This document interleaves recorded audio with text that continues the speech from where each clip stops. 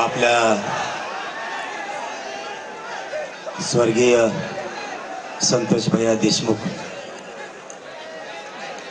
यांच्या चरणी प्रथम विनम्र अभिवादन करतो। याच्यानंतर राजे बोलणार आहेत। एकानं सुद्धा जागा सोडायची नाही, कारण त्यांनी उलट केलं। ते म्हणले आधी राजे बोलणार मग मी बोलणार। बाबा मी राजगादीचा सन्मान करतो ना, मी आधी कसं बोलणार, नंतर कसं बोलणार राजाची। मी जास्तीच बोलणार नाही।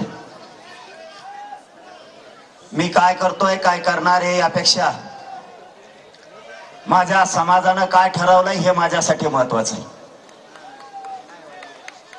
मी हटणार नाही, हे तुम्हाला शब्द दिलेला आहे, त्यात मी मागे सरकणार नाही। पण एक सांगतो, तुमच्या गोताळ्यात पहिलेच बसलो मी। अरे लईच खेसाखेशी तुमच्या, आमचं राहिलं बाजूला। लय अवघड काच काय इकडे।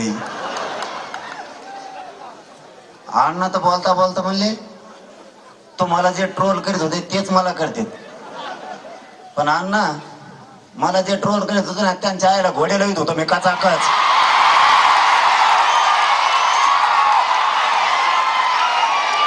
मी मोजीत फिजित नसतो आणि मी काही समजित बी नाही आणला। मला माझ्या जातीवर कुणी जर अन्याय केला तर मी त्याला सोडित नाही, मग तो किती जागीरदाराच्या अवलाद असू दे। आज सत्ताधारी पक्षातले मला दुसराही प्रश्न विचारला आणखी एक याच्यात, की तुम्ही नाव घेत नाहीत। मी काही जण म्हणले हो लढत नाही। तुम्हाला काय माहिती रे मी लढतो का नाही? कुठं बैठका घेता आणि कसल्या घेता आणि कोणाला डाग लावता, आणि मी काय नाव घ्यावा? ते सुरेश धस अण्णाच एकटा काफी आहे ना सगळ्याला पुरायला।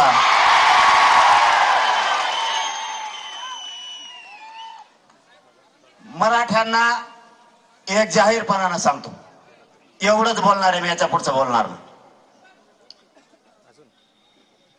जो आमदार, जो खासदार, जो समाजाचा एखादा सामाजिक कार्यकर्ता समाजाच्या बाजूने बोलत असेल, मग तो भाजपचा असू द्या, नाही तर काँग्रेसचा असू द्या, नाही तर बेसरमाचा असू द्या, नाही तर शिवसेनेचा असू द्या,